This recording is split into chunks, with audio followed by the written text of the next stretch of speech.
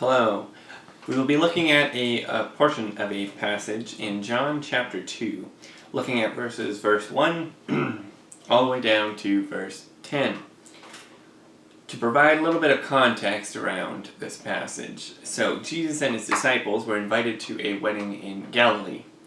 And at this wedding, as the night progressed, they ran out of wine. So Jesus produced some wine in an unusual manner. It was his first miracle. So what he got the servants there to do was to gather a bunch of gallons and gallons of water in pots, and then he turned that water into wine.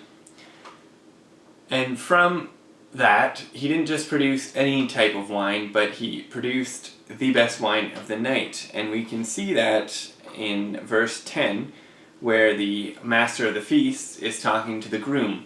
And he states this: "Every man at the beginning sets out the good wine, and when the guests have well drunk, then the inferior. You have kept the good wine until now."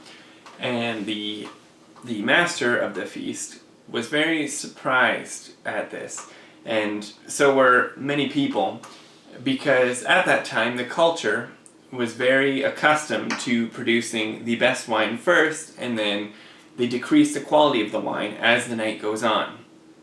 This reason being is because, well, for obvious reasons, as you begin, you can very much taste the quality of wine, but as you drink more and more and more, obviously you would not be able to tell a bitter wine from a sweet wine well into the night. But Jesus produced the best wine for last. This passage can be well applied to how we live today. When we look at what we chase and things such as like money and power, status, different things like that, as we chase them, they're made very sweet off the start, and we tend to experience that a lot when we're younger, and before we know it, eventually through life, we realize that they don't yield the same sweetness as what they did off the start. And they decrease in quality, and we feel empty inside.